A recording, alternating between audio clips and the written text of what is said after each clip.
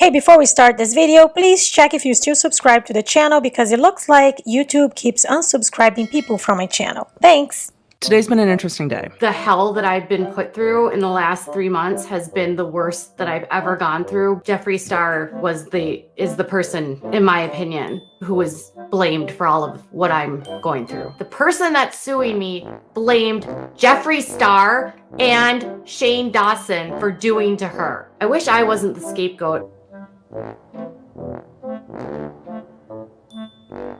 There were threats on Twitter today against myself, Michael Saltz, and others who are, it seems to be potential witnesses in this case. Do y'all know that Dissociated might be just faking everything? Dissociated is not doing and is not on the up and up and has misled people.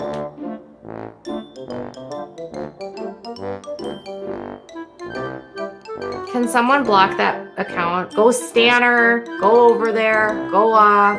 All of these big YouTubers are like cult leaders. And guess what? Now all these creators are gonna make their videos about me and be like, she's crazy, she's so terrible. Hey you guys, welcome back to my channel.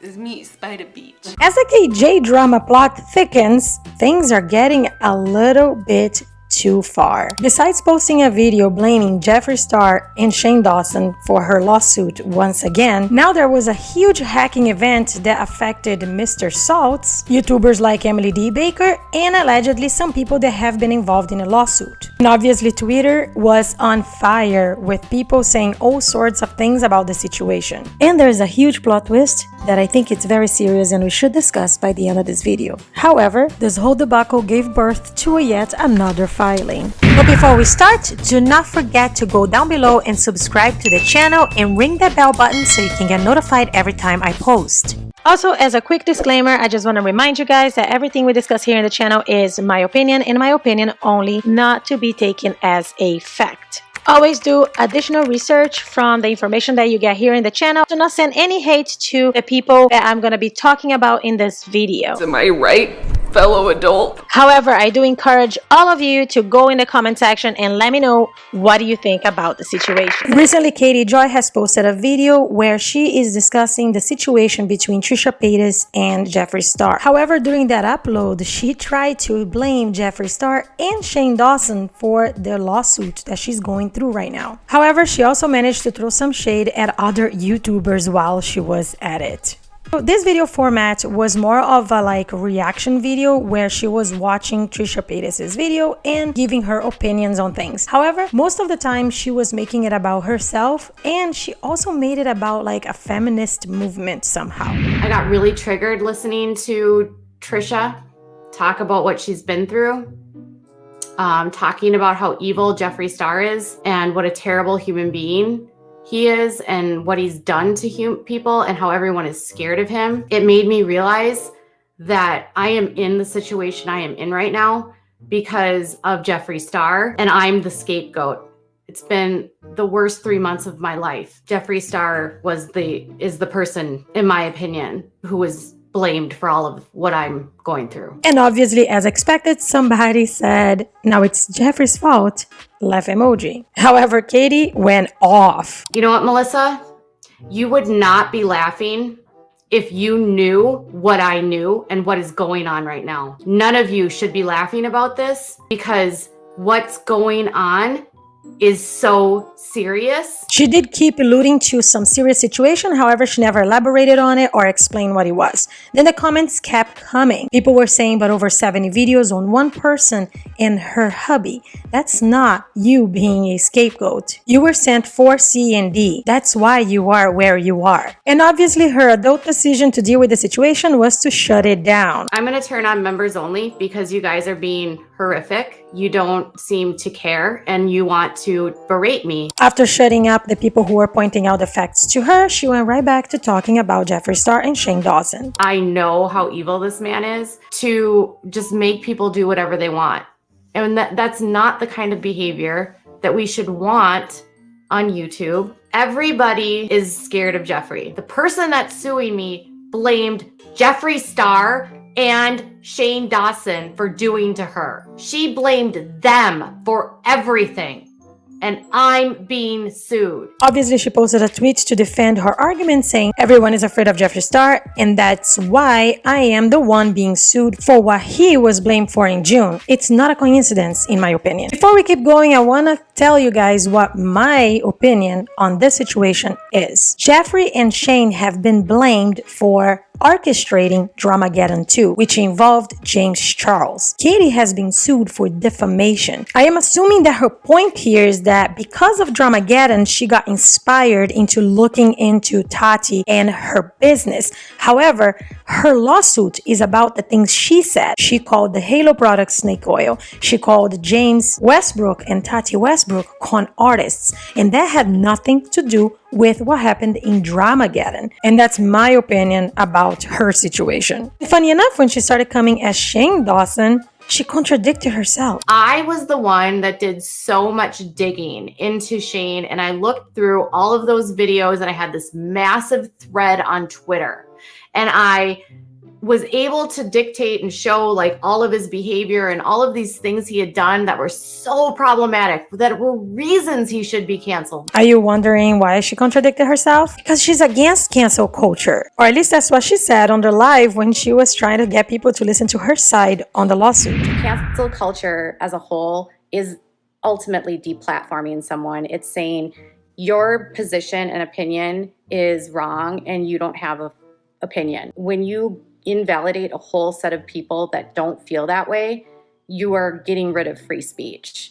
Just because we don't agree doesn't mean that, you know, someone needs to be canceled. After what I've gone through, I will never, ever present anything about any creator, period, without both sides. I guess she either changed her mind in the last couple of months, or cancel culture is only okay when it's not her being canceled. I will never support any creator or buy from them when I know that they say things about women that are degrading, and you are going to sell makeup to these women and we're going to put money in your pocket.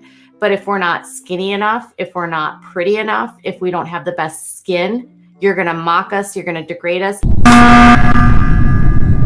She may not support them with makeup money, but she will sure shit marry them because her husband Todd, who has a YouTube channel making him a creator, has done exactly that. Exhibit A is the comment that Mr. Cristobal left at Huda's Instagram saying, I wonder if her is just as fake as seemingly everything else looks to be on her. Here's a comment that he made on the live chat of a former KJ fan. If YouTube doesn't work out for her, then she can always rent out her forehead as a drive-in movie screen. And obviously we have to have a Tati Westbrook comment from Todd. Orange face and a white neck. Why are you picking on women? Why are you degrading women? I wonder if she ever asked him that question. And then she starts talking about loyalty and friendship. I can actually identify so much in her because she's the kind of person I can tell that believes the best in people, is loyal to her friends,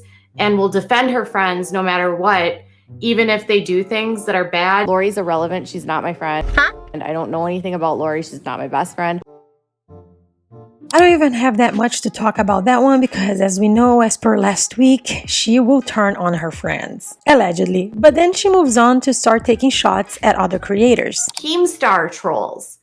Like, Keemstar, in my opinion, does 37 million times things worse than Trisha and doesn't get half of the amount of hate that she does. Do you know that one of the reasons why I had to private my Twitter at one point was because Keemstar was on his channel, on his Twitter, degrading me. Since I don't follow the Keemstar versus Without a Crystal Ball situation closely, I'm not gonna comment on that, but I definitely feel like she didn't need to go after Keemstar here. She was reacting to Trisha Paytas' video and she didn't need to make everything about her herself and comparing her to Trisha. It was insane. All of these big YouTubers are like cult leaders, and their cult followers listen without any critical thinking to anything that they say, regardless of whether or not it's rooted in fact or reality. Since she compared herself to a lot of people the whole entire video, but in this part, let's do that for her, shall we? Despite of the countless videos of her talking about Tati and all of the facts presented on her lawsuit and the erratic behavior that she's been displaying this entire time, many of her followers believe that she has done nothing wrong despite of facts and reality. Some of her stands tell other viewers that she has criticized others in the past and she done a better job at getting info, and that's probably why she is in hot water. Others say that she doesn't deserve what's happening to her, and others also say that they will be sending good energy, love, and light to her. So all of these people believe that what's happening right now is some injustice, and based on the fact that she has a video saying that her and her husband had joined a cult in the past. Granted, she did say that she wasn't aware it was a cult when she first came in. They also said that they still spent time in this cult after they were aware of the nature of the so-called religion. So I'm pretty sure that based on her past experience, she knows exactly what she's doing with her subscribers. I did a video last week where I opened up about a time in our lives where I got involved in a rock band, sort of evangelical Pentecostal light cult. I persuaded my husband to go to the cult with me, although I didn't know it was a cult at the time. I think you need to start thinking about who it is that you're supporting. And then after that, she started taking some jabs at Dissociated. Do y'all know that Dissociated might be just faking everything? Did that ever occur to you that this like woman that switches on camera might also be faking?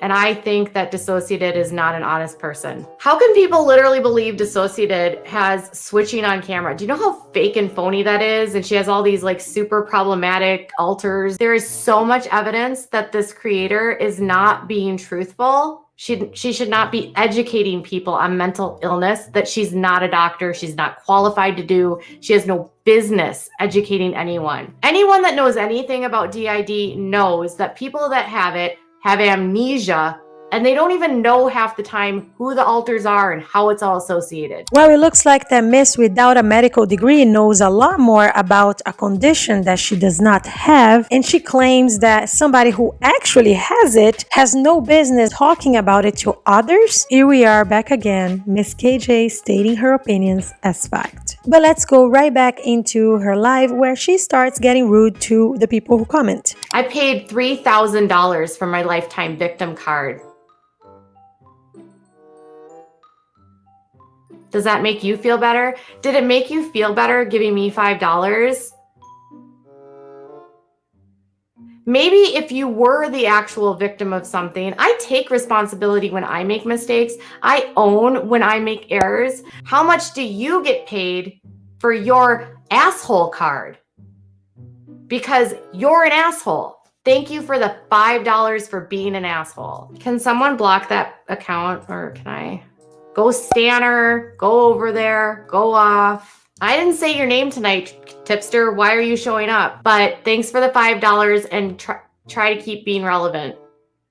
But you are part of these creators that are men that do this shit. So bye, you're blocked. And guess what? Now all these creators are going to make their videos about me and be like, she's crazy. She's so terrible. What he did tonight is a perfect example of what these creators do. And thank you, tipster, for being the class act and proving my point in how all of you operate. This is a little bit of a tougher kind of commentary moment for me, but let me try. The first comment was literally a hate comment. She should have handled it differently, but I don't blame her. The second comment, in my opinion, was a legit constructive criticism. It was somebody telling her that she does not have proof to what she was saying, so she shouldn't. And she just blocked it, kicked them out, and didn't hear it. The third comment was somebody asking a legitimate question. However, it's a big creator. She took it as an offense and an attack, and she started going off at him. Now, those three comments were very different, and all of them got the same reaction, which in my opinion makes me believe everything and anything anything anyone says to her at this point that does not involve support to her and her channel, that does not involve giving her money and telling how amazing her channel and she is, she will treat it as hate and trolling, which is very unfortunate. After her live, our sweet just here for the tea added a Jeffree star asking, can you comment on why you are responsible for Katie Joyce, aka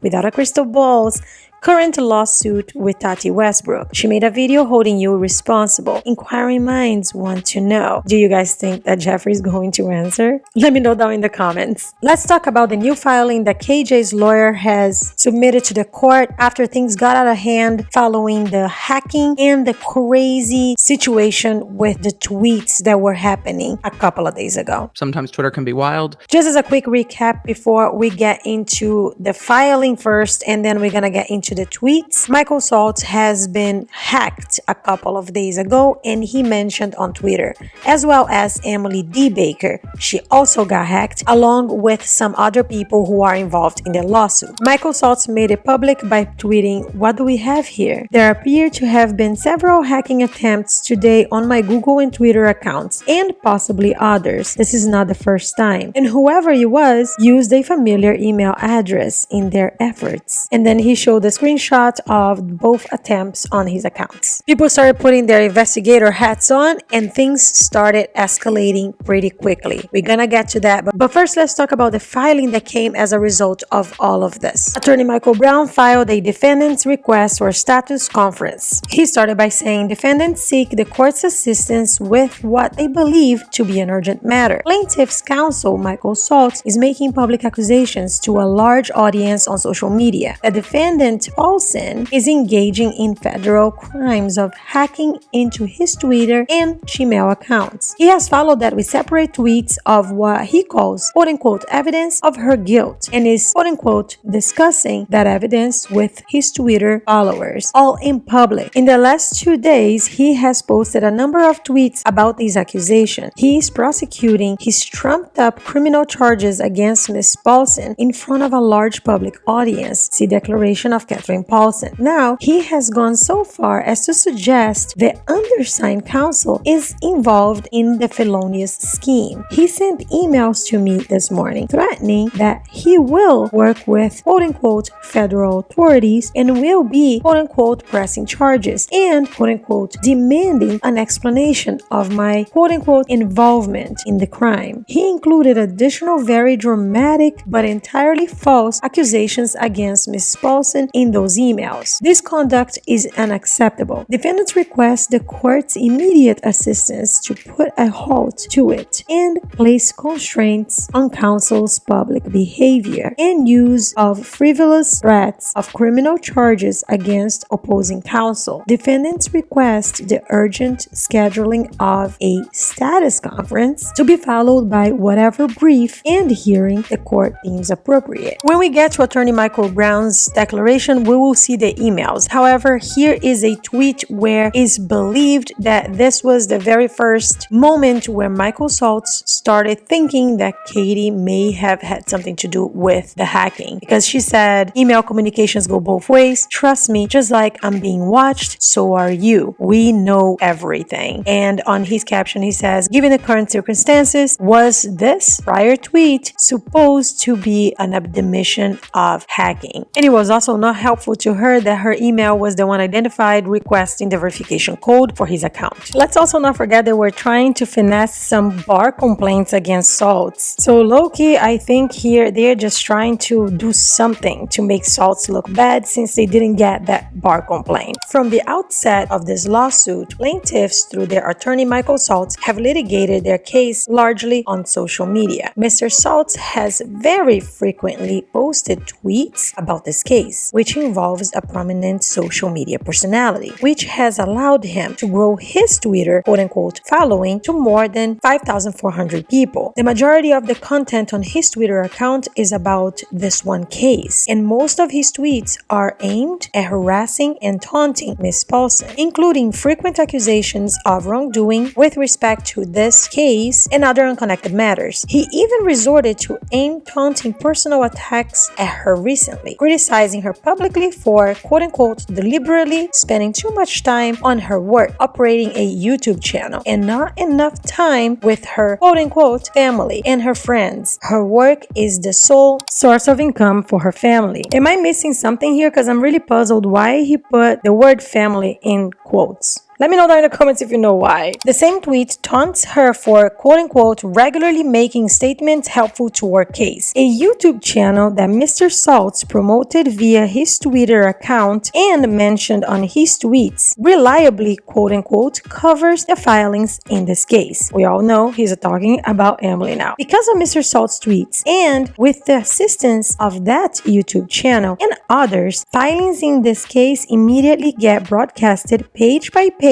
to hundreds of thousands of viewers. Are there hundreds of thousands of us here yet? I don't think so. Obviously, we can all understand that they are talking about Emily D. Baker at this point. However, we all know that we have Nate, Uncivil Law, and Emily. The three of them have been talking about the KJ case. However, all three channels talk about a plethora of other things. They are not a KJ channel. But going back to Emily D. Baker, who we assume here that is the target of that mention, I think that what she's doing is a great thing overall. She is reading public records, helping people understand what's actually going on with the law jargon that is in this paperwork, which is amazing because T channels and commentary channels are going to report on this regardless of Emily, Nate, or Uncivil Law. So they are doing a great thing because that helps us who are lay people to understand the paperwork, therefore avoiding the spreading of misinformation. The result of these efforts have been the creation of a massive social media circus surrounding this lawsuit. I'm sorry, but in my opinion, KJ is the one that created a circus because she won't shut up about this lawsuit. But I digress. Until recently, the circus has been a distraction and a source of harassment directed at Miss KJ. But it has now become much more serious. Mr. Saltz has accused Miss KJ of hiring quote-unquote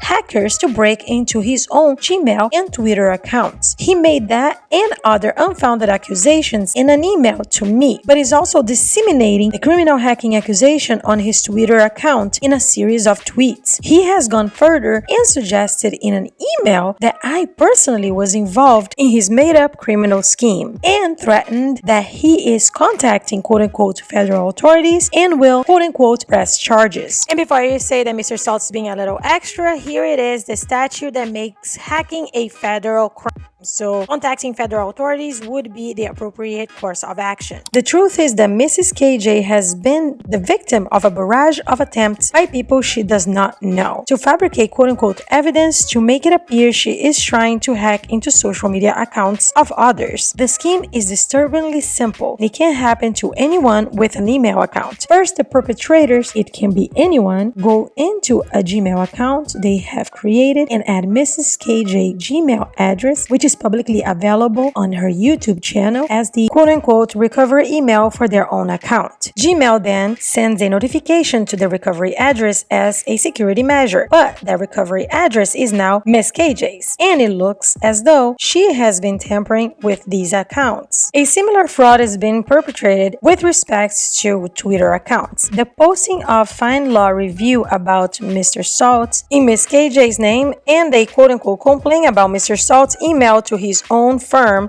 also in Miss KJ's name. Okay, something doesn't make sense to me here. The first claim, it makes sense to me that somebody could go try to access Mr. Salt's Twitter or Mr. Salt's Google account and then place KJ's email as the recovery email, because when you go into a recovery, it asks you to put an email there and you put it in there. And then Google, as a precaution, sends to your older email, whatever email they have listed, that request with a code that you have to enter in order to actually allow that change. But then the claim that KJ's account has sent emails to Salt's office and that her account has made searches on Salt's online, that doesn't make sense to me, because that would have to mean that KJ has actually been successfully hacked. And whoever hacked her got that code that was sent to KJ. So how does that happen? Let me know what your hypothesis is on this, because I got nothing. Mr. Saltz apparently was targeted by someone who used Mrs. KJ's email address, available to any member of the public. Once again, I don't think that's how this works. works, please let me know if I'm missing something, because as far as I'm aware of, one cannot just send an email through somebody else's account without having access to login and password. And he decided to publicly blame this apparent crime on Miss KJ. The accusations will no doubt continue to propagate and be refreshed by new tweets from Mr. Saltz, all for the purpose of keeping the social media trial on Mrs. KJ going. Mr. Saltz is using this lawsuit as a vehicle for publicly harassing his client's opponents. In that game, he and his clients win no matter how baseless his quote-unquote evidence turns out to be. I'm sorry, but after reading the word opponents and the word game in this last sentence, I feel like Katie is involved in the writing of this. The conclusion is defendants respectfully request an urgent setting of a status conference so that the court may consider exercising supervision over the manner in which this case is being litigated in public. Conference of Counsel says shortly after receiving Mr. Saltz's accusatory emails and reviewing his recent tweets, defendants demanded that this matter be aired to the court as soon as possible and proposed some joint effort to do so. Instead of responding to that, Mr. Saltz continued to send me accusatory emails demanding that I refute the wild inferences he's drawing from his quote-unquote evidence. They did not respond to my request to discuss a joint submission to the court. Defendants submit that the conference requirement is satisfied here. This very last page sounds very fishy to me. As per my understanding here, he tried to reach out to Mr. Saltz to get him to stop finding things out on social media, to stop discovering all of the things that everybody is talking about, because that's information that's being floating on Twitter, while he's unable to keep his own client quiet about the case. So let's move on and talk about Katie's request on this filing. I categorically deny the accusations currently being made against me by Michael Saltz via Twitter and via emails from him to my attorney, that I have directly or indirectly hacked or attempted to hack or asked others to hack or attempt to hack into his email, Twitter, or any other account, or the accounts of the quote-unquote witnesses he is accusing me of hacking. I had no involvement in any of the alleged hacking Mr. Saltz is accusing me of, other than to receive notifications after the fact that appear to show that my email address was somehow involved with some attempt to do something to someone else's account. Since yesterday, I have received a number of such email quote-unquote notifications that my email account has been associated with Gmail accounts of people I do not know. I have also received notifications from Twitter that appear to reflect some attempt to use my email address to gain access or make changes to someone else's Twitter account. I did not have any involvement in any of these activities other than to receive notifications after the fact. I have also received email quote-unquote confirming activities that apparently were done using my email address, such as posting reviews or making a quote-unquote complaint to Mr. Saltz's law firm, but were in fact done by someone other than me using my email address. Here again, I had nothing to do with those activities. Indeed, I just received a quote-unquote confirmation that I had successfully subscribed to the quote-unquote letter via letter.com. I did not request this subscription. I attach as Exhibit A true and correct copies of some of the email notifications I had recently received. In the case of notifications from Gmail, when I attempted to undo the connection between my account and this other person's account, in response to my notification, I received a message that the other person's account is no longer active. I believe that some of many tens of thousands or more of online followers of this lawsuit, and more specifically of Mr. Saltz's frequent tweets about this case, are behind this effort to manufacture evidence against me. The first exhibit is a confirmation about the review on Saltz, and I went to check the review, but all reviews on that website have been deleted from Michael Saltz. As for the next 4 exhibits, I put them in chronological order. However, just keep in mind they were not filed in chronological order. I don't know why. However, I did that because to me it made more sense. It's clearer to see the timeline this way. On January 17, about 12:57, somebody added Without a Crystal Ball 78 as their recovery email, and down below says Nat 2012 Angel is the person who did that request. Several minutes later, another notification comes by saying the recovery email was changed for your linked Google account, and it was changed to Nat 2012 Angel, which means that as soon as that change was done, Nat could change the password and KJ would no longer be able to recover the account because she wouldn't have access to the recovery email. The next day, almost at the same time the first attack happened, she got an email saying that the password was changed for the linked account, Nat 2012 Angel, which allegedly means that Katie completely lost her access to the account as the password has been changed and she has no way to recover it because also the recovery email has been changed. And then about a minute later, she got another notification saying that the recovery email has been changed to your linked Google account, Nat 2012 Angel. And I thought this was weird because it has already been changed. So what's going on here? The real odd thing that I noticed after I realized that they changed the recovery email twice is that every single one of those 4 emails has this same notification on top of the box that says your account with crystalball78@gmail.com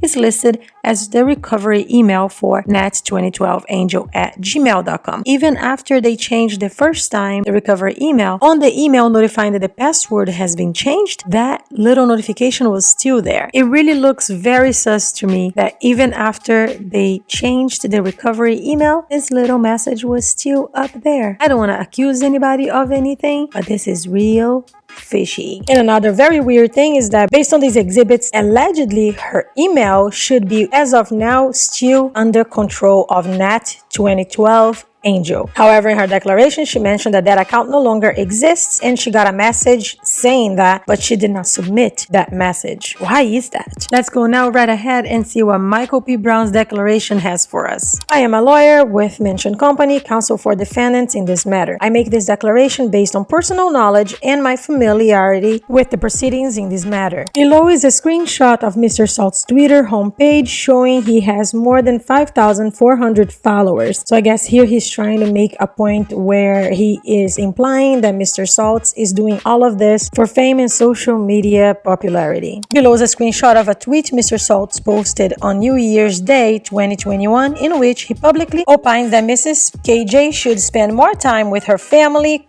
instead of creating content for her YouTube channel, her only source of income. While the tweet in question is a response to a thread saying, so she says that she's deliberately doing what she's doing. Weird strategy, do you think? And then Mr. Saltz answered that tweet saying, deliberately doing what? She was referring to deliberately being live non-stop all day, every day, away from her family and friends and life? Was she referring to her regularly making statements helpful to our case? What was the context of this statement? Which video/timestamp? Call me crazy here, but I don't see him saying that she should be more with her family, friends, and life. He's asking questions. So to me, this is a little bit of a drag and stretch into a narrative that doesn't exist. Below is a screenshot from a video on a YouTube channel that Mr. Saltz has promoted on his Twitter account. This channel regularly focuses its videos on this lawsuit. This video, covering plaintiffs' filing of their response to defendant's motion to dismiss, it can be found at this video alone has so far drawn 143,915 views. I could not find any tweets from Michael Saltz promoting Emily D. Baker's channel, so if that exists, let me know down in the comments. Also, I do not agree with the statement that they say that her channel regularly focuses on this case. The only reason why is because there are so many filings on the situation. If there was no talkie,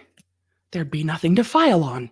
And then there'd be nothing for all of us to all talk about. Below are screenshots of just a few of the tweets Mr. Saltz has posted to publicly accuse Miss KJ of the crime of hacking. The first one was posted in January 16. The others are just a few of the dozens that followed. Quote unquote KJ is Mr. Saltz's casual way of referring to Miss KJ. No, that's everybody's casual way because of her own doing. Everybody used to call her by her name. However, she started striking channels and coming after creators for saying her name. Therefore, we all had to get creative, start making nicknames, and refer to her as something other than her name. So congratulations, KJ. You did this, not Saltz. Here's another tweet of him saying it's a criminal offense. I can't imagine, given my background, anyone would think I would not pursue this. As we can see here, this is a Twitter thread, and we don't know what's the comment above that. Just by looking at it, I don't see him accusing anyone of anything. And here's another incomplete thread with a response from Saltz saying, what post? I will need that for a report to the authorities and the court. And then below that, a reply with a screenshot from KJ's Twitter saying, why are you hacking my Gmail and trying to get into my YouTube account? These people are trying to hack my YouTube at Team YouTube. Yet we have here another reply from a thread with no context where Michael Salt says, God is great, thank you for reaching out. Is it true your account was created at the same time as the other harassing SOC accounts surrounding this hacking issue? And your account exists to support KJ and attack her detractors. Your 4-day history is very interesting. And he ends his declaration by attaching all the email conversations that he had with Saltz. The very first email looks like to be a thread conversation, that there is no context to it. It's just a reply from Michael Saltz to Michael Brown. Michael, there is a lot more than that going on. We should set a time to discuss. Be advised that one of our witnesses is now, due to the harassment she has received for refusing to delete a comment about your client's deletion of potentially relevant evidence. And your client published a tweet on January 7, 2021 that she has been reading our emails and knows everything. We also have direct messages from your client threatening our witnesses with lawsuits if she shares her information with us. And there appears to be direct communication on Twitter with one of the harassers that made threats and other threats against our witness. We are in the process of providing all of this information to the federal authorities and will be pressing charges once we determine all who are involved in the hacking attempts and the witness tampering. The witness who was harassed suffers from autism, amongst other ailments, and lacks the technological ability to have participated in any hacking attempts on your client, despite your client's false public claims to the contrary. Furthermore, we have uncovered evidence showing that the witness email account was archived and accessed by your client's known and working email address. To the extent that she received said information, demand is hereby made that she immediately document its receipt and destroy the contents of said archive without reviewing them. Please advise as to your earliest ability. So my understanding here is that somebody using KJ's email address hacked into one of the witnesses' computer and grabbed some emails from that witness and had archived in Katie's account, in addition to other things that they describe over here. However, in my opinion, it's not unreasonable to think it was Katie, since the account that they are talking about here was Katie's known email address. On the same day, about an hour later, Michael Salt sends another email to Michael Brown saying, Michael, you should be made aware that the hacker has just stated on Twitter that he/she was hired by your client to do what they did. You should check the account before it is deleted. Suffice it to say, very serious claims have now been made implicating your client in these and other matters. We ask that you take all steps to preserve any and all evidence so that a full forensic investigation. We also demand that you document and take control over the 24 Twitter accounts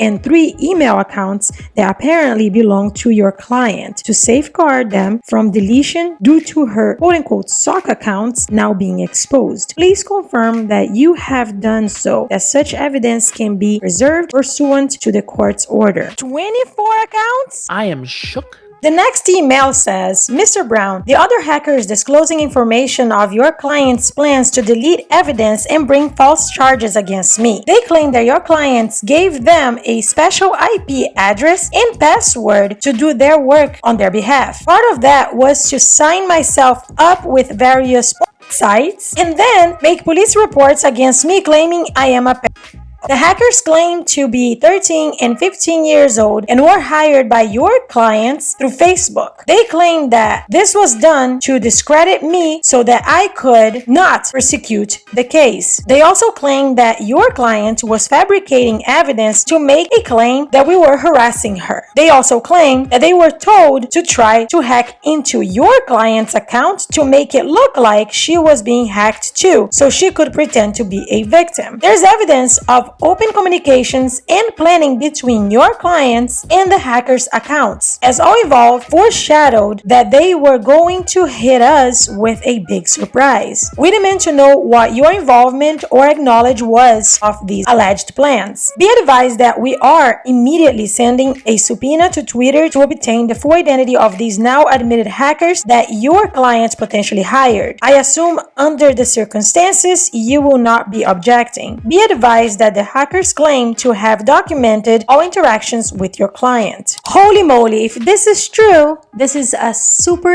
insane situation, almost like one of those Latino soap operas.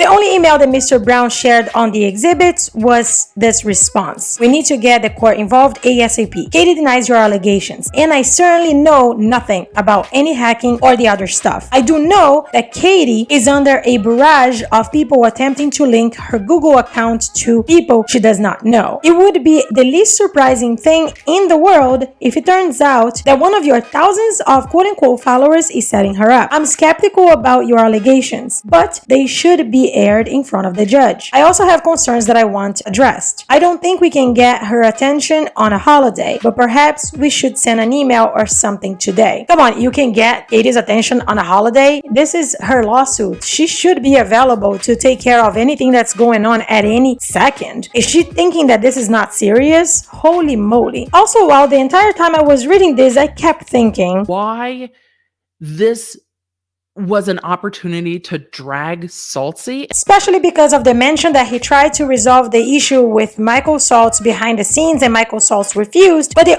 only evidence that he put there was that as soon as Michael Saltz started reaching out to him to get it resolved, the first and only response he gave to Michael Saltz was to run to the court and air it out. A lot of the stuff that's going on this filing makes no sense to me and still looks very contradictory in my opinion. This most recent filing was provoked not only because of the hacking and the unsafe conditions that have arisen surrounding this case, but also because of the explosive reactions on Twitter. There were lots of very unsettling tweets as well as some very worrisome ones, and the whole thing became a huge shit show. But there's also a huge plot twist here, and it's a very serious one that we need to discuss by the end of the video, so stick around. After Salt saw that Katie tweeted that she was able to see everybody's emails and she knew everything, people started to ask questions. He responded to some tweets clarifying that some of the witnesses have been doxxed, hacked, and threatened. She is a witness for us. They hacked all of her accounts today after she was doxxed by. In addition, Katie was posting some threatening tweets as well, and she said, "Every single person that has willingly involved themselves in this case and knowingly filed false declarations against me will be held legally responsible. Know this, perjury is a crime," even though she allegedly also lied in her declaration. Then a person called Chloe, who made her account in January 2021, started posting very unsettling tweets all over the place. "The minute you started harassing KJ was the moment y'all got targets on y'all's head. All of Tati Westbrook's legal service should take note with what happens with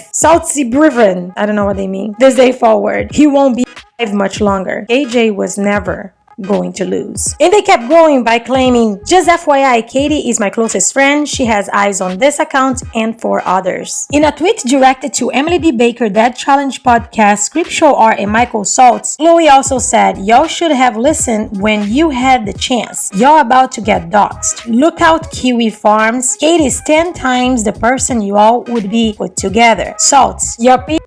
How's your witness now?" They also said, "No way I'd let that ruin my life. Lori, I'm coming for you too. I got people on the way to your witnesses' houses. Lori and Nat. There are worse things in life than both of you are about to burn." The Chloe account started messaging Michael Saltz saying, "She said that she's going to make a police report to discredit your name first. About being a then do you for harassment when you took the bait. We did this for her because she said her kid was dead of cancer. I'm 13. My bro died. She's our family. We're sorry. I'm sorry I doxed Nat. But KJ have me the information to do it and gave me the IP address needed to hack into make sure this was pinned on her haters, not her. Also, she has sent a bad complaint to your employers and signed you up for lots of sites saying you want 2 kids." Those who have followed the Without a Crystal Ball drama, this new sock up threatening everyone, including Saltz, went on to dox and threaten someone asking questions. This is how the conversation went in my DMs. Hi, my sister and I are part of a group for children and people who have cancer. Our brother of it. And we get support in there. Katie posted saying her boy was, and she was being targeted by hundreds of people. She asked for help. I knew it was wrong, but we felt bad for her. So we did as she asked. She gave us the email and passcode to enter someone else's IP address via a VPN and hacking tools. I'm on my real IP at the moment. I'm in California. She gave us the info to dox that girl. She told us to threaten her so she wouldn't tell anyone what she knew. She told what to say. I'm sorry to that woman as well. I thought we were helping her, but today she laughed at us. She showed her at home. Her son isn't. She says she used us, and because we used the other person's up, she won't get into trouble. We will because we committed an offense and broke the law. But she told us to. Holy shit, I'm in the wrong account. And then the person who received these messages said, I'm just seeing this in my spam folder. Give me a few minutes to read all of this and I will reply back immediately. Do you have any screenshots or anything to help prove what you say is true? I'm not asking out of skepticism. I am asking because if she did indeed ask this of you, it's criminal and people will need proof. That last DM though, and this is where it gets really sketch. They said, email me at withoutacrystalball78@gmail.com. I'm willing to pay a substantial amount to you to stay quiet. I can go to a 5-figure sum. To stay quiet about what? Just be honest with me here. I'm about to delete this account. Then you have nothing to lose. You have got 5 minutes to make the right decision before you end up like Natalie. I offered her, I'll say it again, I can provide you with a 5-figure sum to stay quiet. This is so sketchy, you guys. Like this Chloe person slides in somebody's DMs that we don't know who it is, starts telling them everything, and then while this person is still confused, they start to offer money. This is just so sketchy. And while all of this is going on, a new character comes out. Penny. She says, she also has 2 other email accounts and 24 Twitter accounts. She instructed me to use a specific IP address to make up these accounts. The emails are hacked accounts of some random, but KJ sent us the information to use her and Todd with passcodes. She has all the information of Nat and plans to sue her for harassment. I apologize to everyone. She plans to sue you for harassment by making out her emails are targeted, using you as bait. That way, you can detest the case against her. We were supposed to help her, but I'm not down for being arrested. I'm 15 and my mom would disown me. I apologize. Wow. These random grammar errors are just very unsettling. Either this person is at ESL or all of these errors are intentional, because that's the second account that has gross mistyping, and that's very weird. No 15-year-old will write this badly, I assume. Once Katie caught wind of what Chloe was saying on Twitter, she tweeted, reaching out to the opposing counsel in an attempt to tamper with my case is illegal and is what these trolls have been doing since day one. Tampering, hacking, and perjuring are crimes, none of which I have committed, but these accounts are willing to do for the opposite side. She also tweeted, this person even tried to get my Gmail data sent to her. She is the one hacking me. I am not self-sabotaging. Natalie tried to hack me and made it look like I did it to her. I don't know who the hell these people are. I get emails that they set up their accounts using my email. Get away out of here with this. She's a troll. She tried to hack my email. I had to contact YouTube to remove her and make sure she didn't have access to my studio. She hacked me, not the other way around. I'm done with this drama. Don't DM me because I'm not responding to your stupid games. This got so bad that a lot of people are starting to speculate that all of these accounts were nothing more but Katie Joy. And today, as I was making this video, Katie Joy posted, the trolls admitted they are lying, that they have evidence of me committing felonies but are doing it to trap me. Tampering or falsifying evidence is a federal crime. The lengths they will go to try and frame me is sick. The same people accuse me of destroying evidence, which I don't. Turns out there's a huge plot twist. YouTuber IJESSE sent some text messages and those got leaked. Hi there. Right. What I'm doing, loads millions of other people who want proof are doing. It's called a scare tactic. The said person, quote unquote, uses the excuse of having proof of something to scare them into coming clean. I don't have any proof whatsoever. I created the illusion that I do have proof. Once Katie realizes that, I'm on to her. And her so-called friend, quote unquote, Chloe, the account Mandy14144, will mysteriously disappear, rendering Katie as the main suspect, and wham, I've got her. That's what I'm doing to help Michael out. I'm sending you this message so none else knows what I'm doing, so I don't fuck up this mission. If people in the chat knows, then it's all for nothing. So please, just go with it. I'll explain all on Friday. Before I give you guys my 2 cents on this whole Twitter debacle, I want to just say that I apologize that this video became so long. It's because things kept happening while I was making the video, and then it just kept piling on and piling on and piling on, and here we are at almost an hour. Okay, so here is what I think about this entire situation on the Twitter. This was completely unnecessary. Clearly, at least one of these accounts was a YouTuber who took upon themselves to create fake stock accounts and create havoc on Twitter, saying mean things to people and producing real fear onto individuals, which is not okay. Regardless of how we feel about Katie Joy and what we wish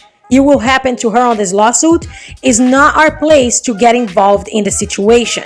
Second of all, this was a YouTube creator. How is this YouTube creator is making all of us look right now?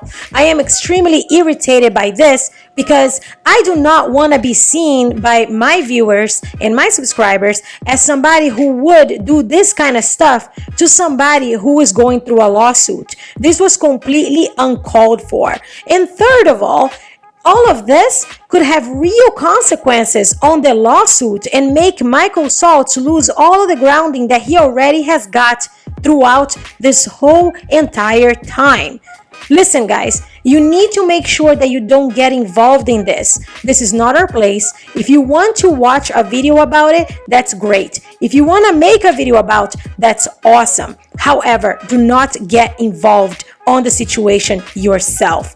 Get your proof and get your receipts just like everyone else by watching other videos, by researching on Twitter, and stop inciting fear on the real people who are actually going through the stresses of this whole situation. And all of that for what? To create a demonetized video? Because YouTube will not monetize my video, and I'm pretty sure that everybody who talks about this same situation probably won't get monetized either, because this got so dark and so heavy that YouTube probably does not want people talking about that way. So just please think about things. Stop being stupid and just make your videos about whatever the hell, but don't get involved in other people's lives. My rant is over. All the gloves have come the fuck off at this point. I'm sorry. I'm not editing this last part. You guys are gonna have me breathing. You guys are gonna have me making pauses.